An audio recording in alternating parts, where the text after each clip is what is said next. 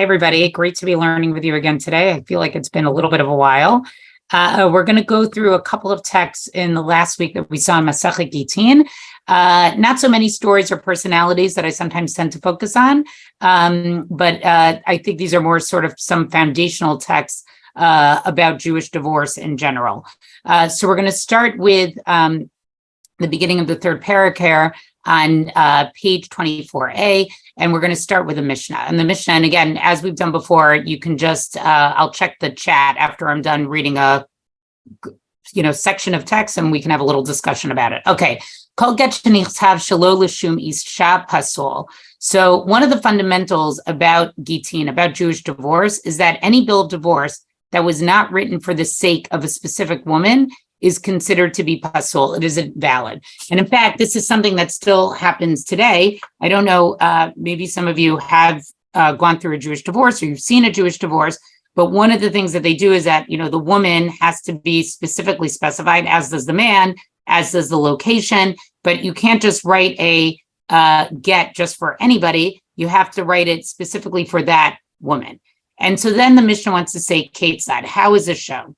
Haya over bashuk v'shama kol sofrim makrin ish poloni megaresh et ploni mimakom poloni v'amar zeshmi v'zeshem ishti pasul legaresh bo.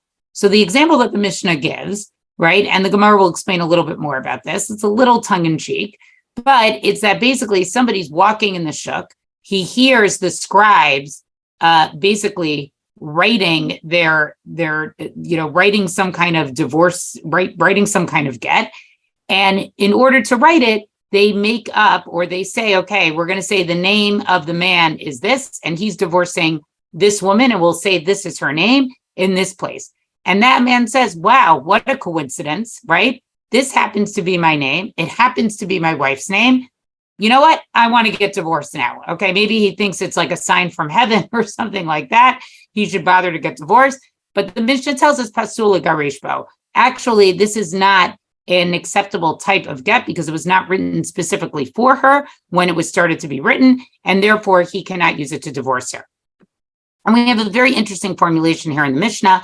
And then it goes to say Yetzer Mikain. Okay, this is not a typical formulation of the Mishnah. The Gemara is going to talk about that a little bit as well, right? It sort of means moreover, Katab l'garet et ishto b'nimlach. If somebody wrote a get to divorce his wife, v'nimlach, and then he reconsidered. He decided he didn't want to divorce her.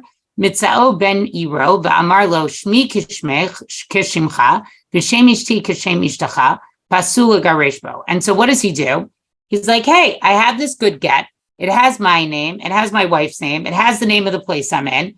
You know what? It shouldn't go to waste. So what does he do? He goes and he finds somebody else who has the same name. And he says, hey, you know what? I have a get here. And you're so lucky today. This get has your name and your wife's name because they're the same as my name and my wife's name. And it's also in the same place because we both live in the same town. You know what? Would you like this get so you could divorce your wife? And so we say pasul gareshbo. Again, the Mishnah tells us you are not allowed to use this, right? So the point being here is that even if all the particulars are the same, right, you still are not allowed to use it. Okay, Yetzer Mikan, even more than that, hayu lo shtei nashim ushmotehem shavot. Let's say somebody has two wives and their names were completely identical. Katab l'garesh et hagdola, lo yigaresh bo tana. But if he wrote that get to divorce the older one, and then he decided, you know what, I don't want to divorce the older one. I want to divorce the younger one. Again, he cannot use that get because it was not written with the younger one in mind. Yetzer Mikan, Amar Lil Avar, right? Let's say he says to the scribe, he says, just write a bill of divorce, and then I'll decide which one I want to divorce, right? They both have the same name, so it'll be specific to whoever then I decide. Pasul gareshbo. Again, he's not allowed to use it. Very, very unusual Mishnah. But I think the Mishnah is trying to make the point of how important this concept of lishma, how important the concept is that get has to be specifically written at the time of its writing for the woman itself.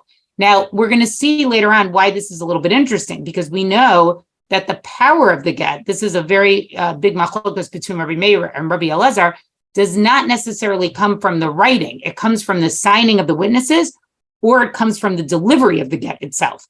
And yet, for the get to be kosher itself, there is some power in it by who it was actually written for. So the Gemara goes on and starts with the following.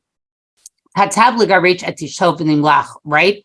So basically they want to start with the second, part of the Mishnah where he writes it and then he reconsiders it. The Ela Resha B'mai. And so the question here is, wait, but wasn't this the first case? Why do you need all four of these cases in the Mishnah? Wasn't everything covered just by the first case, right? That he heard the scribes and then he decided, you know what? I don't want to, even though the scribes were writing a get that could have worked for him and his wife in the town that he was living in, it's not lishma, so he can't use it. Why do you need the second case? What does this add to it? Amar Rav Papa, so Rav Papa tells us, B'sofrim ha'asuyin lihit lamed askinan.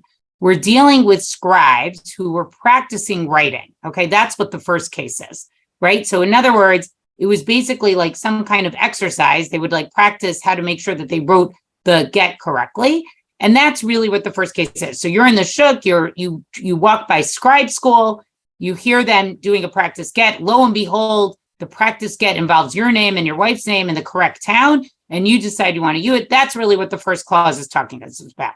Amar Rav Ashi. Rav Ashi says, okay, dakanami, the language is precise. And this is something that we see very, very often in the Gemara. The Gemara wants to make us pay attention to that Mishnah language is not haphazard. One of the things that's interesting about Mishnah in general is that Mishnah, we know, is really an oral tradition. We read it now and learn it in printed form.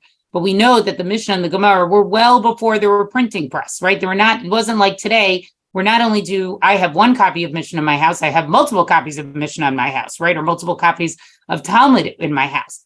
And really the way Mishnah really was meant to be more of like an oral tradition. There's been many academic studies on that it shares a lot of qualities. For example, it often will give a list of 3. This Mishnah is actually interesting because it gives 4 cases and not 3 cases. But the idea is that they were supposed to be sort of easy, digestible, memorizable. That's not a word. Easy, text that you could memorize and sort of spit back. And you would sort of know what the full picture of what it was talking about. And that's what the Gemara kind of comes to fill in. But even within that tradition, the point Rav Ashi is making is that the language that the Mishnah uses is very, very specific. It's not haphazard. And so when he says, it says sofrin makrin, right? When it specifically says scribes are dictating or they're reading, right? The idea is they're reading it maybe to their students, to each other. Below Ketani sofrin korin. It doesn't say that they read, right? It's makrin is a different word than korin. Shma mina, learn from this, okay? And so Rav Ashi's point is, yes, Rav Papa, you are correct. And we can learn this even from the specific language of the Mishnah itself. And then they want to ask, my yetzer mikain. What is this language that I don't think I've ever seen in a Mishnah before? If somebody has seen it, feel free to put it in the chat, of this yetzer mikain, and it repeats it 3 times, and even more, or moreover, okay?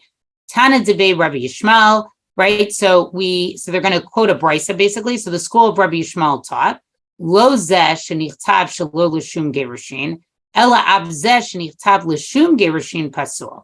So what he taught is that not only is this bill of divorce, right, which was maybe written for practice, that which was not right, and it wasn't really written for the sake of divorce. That's the first case of the Mishnah. But even a bill of divorce, an actual get that was actually written for the purpose of divorce, right?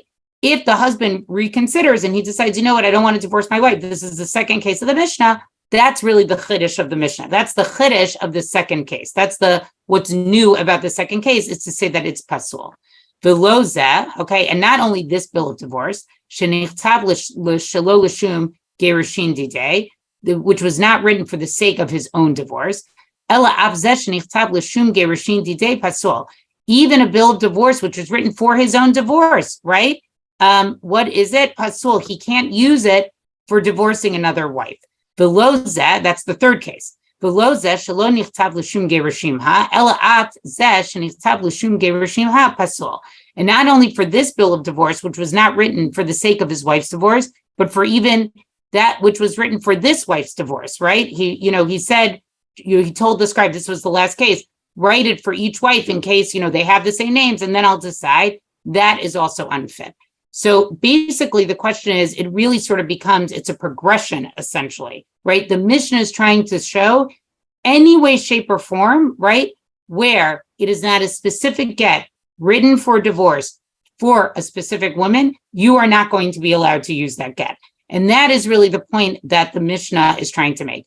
I think part of the reason here is that by putting all of these limitations on it, in a way, the Mishnah is really limiting how Gittin can happen, right? This is not a document that can just sort of be written haphazardly, right? It really has a particular seriousness to it.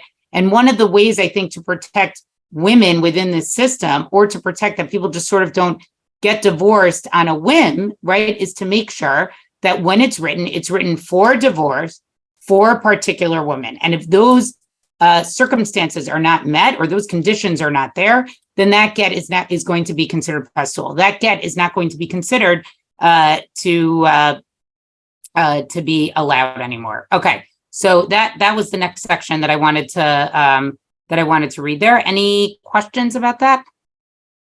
Let me just check the chat quickly. Okay, no, everyone's just saying hello to me, which, okay, I appreciate. Okay, so let me scroll down here a little bit, okay? I'm going to get to the next section here.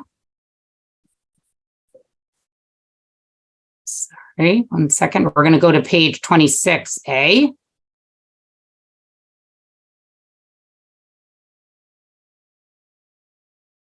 Okay. Okay. So again, we're going to get to another Mishnah again. Okay. And here, this is what the Mishnah says. And this tells us a little bit about how the get itself is written, right? Hakotev tovsei gitin. So somebody who writes the standard part of the get. So the get is basically divided into 2 sections. There's the tofes. The tofes is what's in every single get, even today. And then the tofer, which is the part that is specific to that specific divorce. So we'll have the names of the woman, the name of the husband, where they are, where they live, any specific details that they want to add. In next week's daf, you're going to see that one of the things is that it has to be very, very specific about the names that are used, which is actually a practice that is done until today, actually. So if like a woman have any nicknames that people use them by, you have to put it actually in the get itself. But here the case is when you talk about a scribe who's just writing the tofes part, right? Let's say you have a scribe, okay? He writes, he's an expert in writing a get. And so what does he do? He has like a stack of them or something. He keeps some that are ready to be used when somebody would come to say, hey, I need a get. They probably were paid in order to do that. Today, we pay the person who, when you go to the Beit Din, you have to pay to get the get. And so they would keep it with just the tofes, the standard part that's in every single get.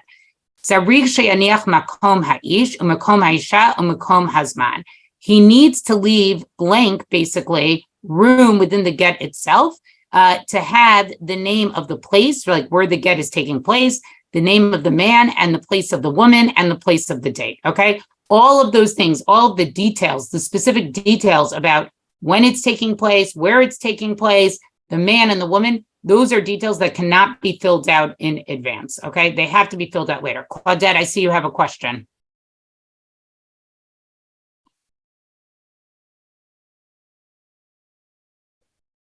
Can you unmute yourself? Okay, maybe just put it into the chat and I'll check the chat, okay? I don't know if I can unmute. Someone else has to unmute you. I cannot unmute you, sorry. Okay. Thank you, I'm unmuted now. Oh, now you're unmuted. Now. Yes. I'm sorry, I can't type in the chat. I have visual problems. That's why I asked for verbal questions. On this point about the get, that you can actually fill in the names of the people who want the get because they have a ready-made one. Is this so also in a ketubah? Well, that is basically what a ketubah is, right? You buy a standard ketubah, right? Like if you go to an art store, right? You buy a ketubah and then you fill in the names and the date and the place. The only reason why right? Like that's if anyone's seen like a ketubah that you buy, or like I personally, I'm just sharing personal information. I happen to find ketubah art to be a little bit strange because it's like a prenuptial agreement. So my husband and I just used like the standard Rabbinical Council of America one. So it's like a blank piece of paper and they just fill your name in. However, I want to be clear that the ketubah and the get really cannot be compared as documents, okay? And the reason for that is that the get is a document that is mentioned in the Torah itself. It's what we consider to be a doraita, right? It's a commandment, it's a mitzvah from the Torah, that is the way that we get divorced, is by using this particular type of document of a get. The ketubah, okay, we today, we don't get married without a ketubah, but it's not from the Torah. It's a rabbinic enactment in order to protect women with some financial security when they get married. So I don't know that we really can sort of draw a lot of parallels between what's done with the ketubah and what's done with the get, because from a halachic point of view, they're very, very different. The get is a mitzvah from the Torah, whereas the ketubah is a rabbinic enactment. Thank you. Okay. All right, let's go on with it. But I think that's a great question because it allowed me to make that point. So thank you. Okay, so we'll continue with this Mishnah here. Shtarei milavet, sarich she'aniach makom hamilva, makom halavet, makom hamaot, makom hazman. So now the Mishnah gets into an interesting point to basically compare the get to other legal documents that we would have. And I think in a way, this Mishnah sort of takes out like the emotion about the get, because what it's trying to say is that like the get is just a legal document, okay? And so what do we have with legal documents?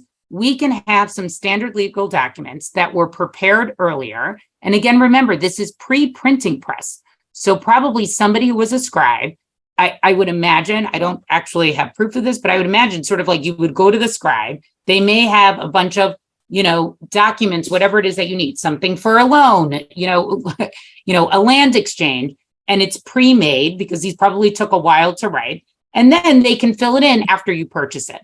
So for loan documents, again, it says the scribe is allowed to have it, written out earlier, okay? But he, again, has to leave empty the name of the place of the lender, the borrower, and the amount of money being loaned, and the date itself. I also want to be clear, when we use the word scribe here, we're not talking about a sofer in the sense of somebody who's writing like a Sefer Torah or a Megillah, right? This is really just a person who knew how to prepare documents, okay? Then we go to another category, shtarei mekach, right? These are documents of sale of land. Again, sarich she'aniach makom halokeach, u'makom hamocher, makom hamaot, makom hasadeh, u'makom hazman mipnei hatakana. And so again, this Mishnah tells us is that all of these, that if you have a document for the sale of land, again, you need to leave empty the place of the name of the purchaser, the seller, the money for the land, how much that land was actually being sold for, some description of the field, and the date where it happened. And then it says, right, in a way that it doesn't explain at all, right, mipnei hatakana, because of a takana, because of some corrective that the rabbis needed to make. We'll read a little bit later what exactly that corrective was. And then finally, this Mishnah ends with Rabbi Yehuda posel b'chulan. Rabbi Yehuda actually invalidates all of this. Rabbi Yehuda does not like the idea that any of them any type of legal document could actually be written ahead of time. Rabbi Yehuda believes it has to be written at the time when it's needed with the specifics there. Rabbi Elazar machshir b'chulan chutz migitei nishim. Rabbi Elazar says, okay, I'll allow you to pre-write your documents for a loan, for a sale of land, but not for a get. Shenemar v'katav la'lishma. And the reason for that is, and the Mishnah gives us this information, because in chapter 24 of Devarim, of Deuteronomy, that has the laws of get, right? In the first pasuk, there it says he writes it for her. And so what we learn from there is that it has to be for her sake, meaning the totality of the get, even the tofes, even the part that is the same for every single get, it has to be exact. It has to be written for her. You can't even have that part, which is uniformly the same in all get, according to Rabbi Elazar. Even that has to be written specifically for her. So again, that also needs to be written lishma. So we're furthering our understanding of what this concept of lishma is, right? First, we started with that the conditions have to be that from the first Mishnah that we looked at, that the conditions have to be that it's written specifically for her and for that divorce, right? To divorce that specific woman.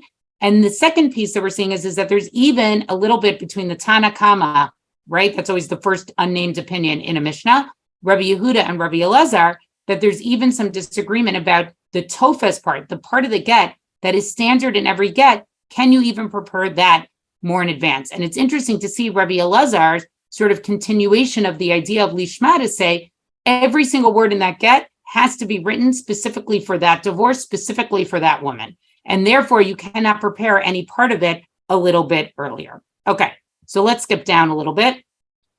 Okay, we're going to go, I'm just going to check the chat quickly, and let's talk a little bit about what this takana was. Okay, so Aaron, I don't know, Philip, what you mean by boilerplate. And Aaron here says, but if it says he writes for her, how can a scribe write it versus the husband? Yes, so you knew Rabbi Elazar, you hold by the school of Rabbi Elazar. That was your, you asked that before we even got to the end of the Mishnah, so that's great. Okay, so the Gemara here wants to say, my takana. What was the takana? And so the Gemara is going to present a few different options of what this takana possibly was. Okay, and so the first one they say is Amar Rabbi Yonatan. Rabbi Yonatan says, "Mipnei takanat sofer." Okay, it's for the benefit of the scribe. Okay, in other words, right? We wanted to allow this whole idea that we had a takana, that these things could be pre-prepared. Remember, that's where it showed up in the Mishnah. So the idea is that we wanted to make it easier for the scribe. It would be very difficult for the scribe every time somebody comes in to say, I need a loan document, I need a get, I need a document for a land of sale, that he has to quickly prepare the whole document there and then. So instead, to make it easier for scribes, right? And so he doesn't have to prepare it quickly and maybe make a mistake, we allow him to have sort of, something pre-made, right? It's not like today. Today, if you need you want a will, any legal document you want, you can Google and be like, give me a free downloadable copy of whatever it is that you need, right? We don't even think about that. For them, it was a lot of work in order to get these type of legal documents done. But Rabbi Elazar, right? And so this goes with the opinion of Rabbi Elazar, right? The Amar, who said, a day misira karti, okay? And so now we're getting to the part that I talked about before, which is, where do we get the power? What actually enacts the divorce itself? And so Rabbi Elazar says that it's the Edei Misira Karti. It's the witnesses of the transmission of the get, of the bill of divorce, of the get, that's what gives it its power. Ubedin hu ta'afil tofes nami la lichtov, umishum takanat sofrim sharu Rabbanan. And therefore, according to Rabbi Elazar's opinion, right? Yes, the scribe shouldn't have even written the tofes ahead of part. He should not write the part that's standard in all the get. But in order to make it easier for him, the Chachamim, the rabbis, basically allowed this to happen. And the reason for it is because, according to Rabbi Elazar, right, it's not the get itself that has any power. It's only once it's signed by those witnesses that it has some power. But before that, just having that piece of paper lying around, it in itself does not have any power. Now, that's not exactly how that first Mishnah that we wrote seems to say, right? That first Mishnah, which talks about Lishma, doesn't mention anything about witnesses. And that's why I wanted to compare these two Mishnahs, because I thought that was very, very interesting. Goes on and say, Rabbi Yehuda posel bekulan, right? The Mishnah teaches us that the Rabbi Yehuda says any pre-writing of any of these types of legal documents is not okay. Gazar topes atu Torah. So why did he make this decree? Because what he was worried about is that if you wrote the tofes in advance, if you write the standard part of any legal document in advance, right? What might happen? That maybe, right, they'll accidentally write the Torah, they'll accidentally write the part that you need to have, what distinguishes that document for that specific case. Gazar shtarot atu gitin. And so therefore he said that this even applies to bills of divorce, right? So Rabbi Yehuda basically saying, I don't believe in this takana, okay? I don't want to take the risk. Yes, you could allow them to write a tofes ahead of time, but you know what I'm worried about? I'm concerned that the Torah, right, will accidentally get slipped in, and that wouldn't necessarily be good. Now, the problem I have with Rabbi Yehuda's opinion is that, how would the Torah get slipped in? Would it be that he was practicing and accidentally wrote the name of a man, the name of a woman, pretended they wanted to get divorced? In other words, you only add the Torah when you know that there's an actual divorce. So this is a question I have about Rabbi Yehuda's opinion here. For Rabbi Elazar machshir bekulan chutz migitei nishim, and Rabbi Elazar, he allows it for all for the loan document for the sale of land, but does not allow it for gittin. Tofes atu toraf gazar shtarot atu gitin lo gazar, right? Because again, he has the same concern that Rabbi Yehuda does about if you write the tofes, you'll come to fill in the torah, but only with get. he does not have that concern with other documents. And again, because it says, Shenemar v'katavla v'haki katavla atorif hu dichtiv, okay? And so, so that's why, and then again, it teaches us this teaching of Rabbi Elazar, okay? But here, the question that it asks, they're asking a question of Rabbi Elazar. It quotes again this v'katavla, but then the Gemara says, atorif hu dichtiv. Maybe when the Torah says la, right, that it has to be specifically written for her, isn't that covered just under the Torah, right? So it shouldn't be covered. It's not, it doesn't include the Tofes. So Rabbi Elazar, let us write those things a little bit earlier.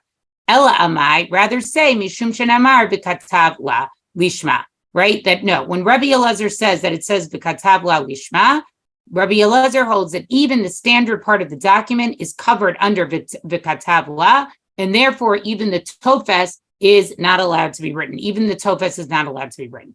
So now the Gemara is going to have another question about this, okay? Kasha de Rabbi Elazar, ad de Rabbi Elazar, right? Trei tane ba'aliba de Rabbi Elazar, right? It seems, okay, that there's a difficulty, right, with the Rabbi Elazar of the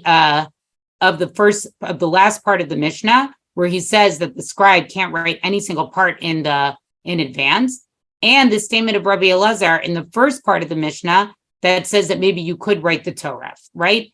And so what they basically say is, no, actually, there was a disagreement about what the actual opinion of Rabbi Elazar was, okay? And obviously, there must have been a disagreement about what the katavla actually meant. Okay, now we're going to go back to what this takana was, and we're going to have a second option of what the takana was. Rabbi Shabtai Amar Chizkiah. So Rabbi Shabtai says, Chizkiah said, Mishum Ketata, right? It was not because of the scribes, okay, but rather it was to prevent quarrel, to prevent disagreement. The Rabbi Meir he, and that is the opinion of Rabbi Meir. De Amar Edei Chatima Karti, because according to Rabbi Meir, what is the power of? Sorry, I just want to go back to the other part. What's confused? What they're saying is that under the understanding that Rabbi Elazar says that the power of the get is by the signing, okay, and that's how they're going to explain the first part of the Mishnah, then it doesn't make sense how you say Rabbi Elazar is the third opinion in the Mishnah. And so again, so what they're basically just saying is okay, we have two different opinions of what Rabbi Elazar could maybe mean. Okay, all right, I just wanted to clarify that. So now we have our second version of what the takana is, and we say it's because of kitata, because of quarrel, and this has to go according to Rabbi Meir. So what this would mean is that the first half of the Mishnah, the Tanakama of the Mishnah, is actually Rabbi Meir. It goes according to the opinion of Rabbi Meir, because Rabbi Meir holds a de chatimat karti, okay? It's the signatory witnesses, right? It's those who actually sign it, not the delivering, but the signing. That's what gives the power of the get itself. Ubedin hu da'afilu toref nami lichtov, right? And so therefore, we would say that what? You should be able to even write the Torah ahead of time, right? Because what? Because the get doesn't have any power until it's actually signed by witnesses. So let somebody write it ahead of time, right? Who cares if the Torah is written ahead of time? It doesn't mean anything until it's actually signed by witnesses. However, what was the concern? This minan dishma'ale l'sofer tekaktev, disfara ihu ka'amarle, v'havela ketata behede. Because maybe, right, there will be a woman who the wife will hear that the scribe, she'll hear by chance, like it's just by accident, that he's writing this get ahead of time, right? And it has her name in it. And she thinks that her husband told him to write this get. In other words, it may not be a get for her, but it may be that she overhears somehow that a get is being written with her name in it. She thinks, oh my God, my husband wants to divorce me. And then what is she going to do? She's going to pick a fight with her husband. She's going to start to fight with him. Okay. So it's not clear to me from this Gemara if it's actually the couple who's getting divorced or if it could be any couple out in the public. In other words, the idea is that some woman is going to hear that a get's being written with her name in it. She goes home, she starts fighting with her husband because she didn't know that a get was going to be given. Okay. And then we finally have the third option of what this takana is. I know we'll just give me a few minutes. Rav Chisda Amar Avimi. So Rav Chisda said in the name of Avimi, Mishum takanat agunot, because of agunot. Now, I wanted to read this piece because here agunot are not used. This word of an aguna is not used the way that we use it today. Okay. traditionally the word aguna in the times of the Mishnah and the Gemara really means a woman who is deserted. The classic aguna cases is somebody's husband goes and travels overseas and is never heard from again. You cannot confirm whether he is alive or dead. And then she becomes an aguna, she's trapped. That is not how we use it in a modern way, right? The modern way that we use it is a woman who's chained to her husband because he is refusing to give her a get, okay? But that's not what it means here. And that's not really the term. That concept actually doesn't really exist in the times of the Mishnah or the Gemara itself. And so he says, so what's the takanat agunot? Amri la Rabbi Meir, Amri la Rabbi Eliezer. So we could actually explain this according to Rabbi Meir or according to Rabbi Eliezer.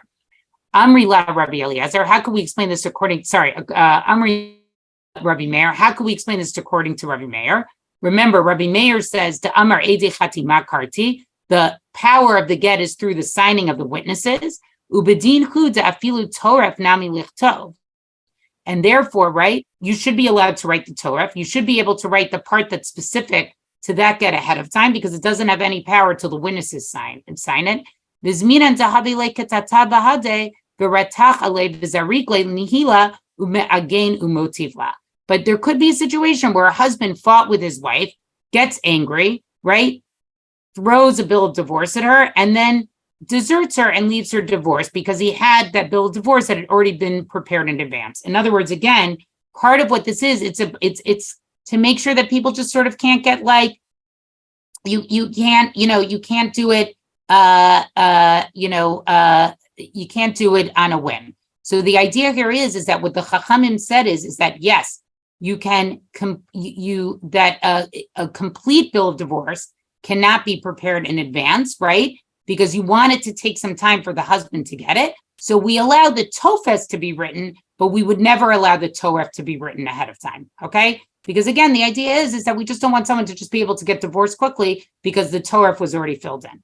Imri le Rabbi Eliezer da'amar edei mesira karti, right? But according to Rabbi Eliezer, who says it's the witnesses of the transmission, the giving of the get, that is what gives it its power. Ubedin hu da'afilu tofes nami lo lichtov. So according to that, even the tofes shouldn't be written. V'zminan devai lemazel l'dminat hayam v'lo ashvachach safra v'shavik la va'azel ume'again umotivla. However, why will we allow this tofes to be written in advance? Because sometimes the husband would need to go overseas, right? He may not be able to find a scribe who can write the bill of divorce for him. And then he would abandon her and just sort of desert her. So the idea is that if a husband wanted to divorce his wife before he went overseas and he needed to get quickly, right? The tofes would already be written. So he would just have to go to the scribe and he would have to get the Torah filled in. So what's interesting here is that essentially Rabbi Meir's opinion is basically saying we want to slow down the ability to get divorced, right? Whereas Rabbi Eliezer is saying we want to allow a divorce to happen quickly because if he can't get divorced quickly, if he can't give a get quickly, what could he do? He'll be like, all right, I don't want to be married. I'm traveling. It's going to take me too long to get divorced. And therefore, I'm just going to leave town. I'm just going to leave. And I'm not going to divorce her. And then that's a classic case of an aguna. And then she's basically going to be deserted and she won't be able to move on with her life. Okay. So I'm going to stop here. I know I read a very, very lengthy part of the Gemara here, but again, I think it was important because it showed us a few fundamentals, the importance of Lishma and this machloka between Rabbi Meir and Rabbi Elazar about what actually gives the get its power. Is it with the chatima? Is it with the signing? Or is it with the Eidim seeing the Mesira? Is it with the Eidim actually seeing the transmission? Okay, I will check the chat now if there's any questions here. Okay, Bruce Grossberg wanted to know, are there always witnesses? So if you've actually seen a get getting, it's kind of like they're witnesses for hire. So when a traditional get is given, the scribe comes and there's two witnesses and they all come. They like kind of come together. You don't like pick people to be a witness. It's not like the witness to the Ezei Kedushin, which is considered to be a big honor. The Beit Din organizes and arranges that there's witnesses there. Okay, that's another question here, I think. Okay, I think that was it. All right, I'll stay on for a little bit, okay? Someone direct messaged me, how can they find the recording? I'm assuming it will be posted on the My Jewish Learning website. It will be posted on the My Jewish Learning YouTube channel. Anyway, thank you so much for joining us, everyone. Thank you, Dana. We'll see you next week. Take care, everybody. Thank you.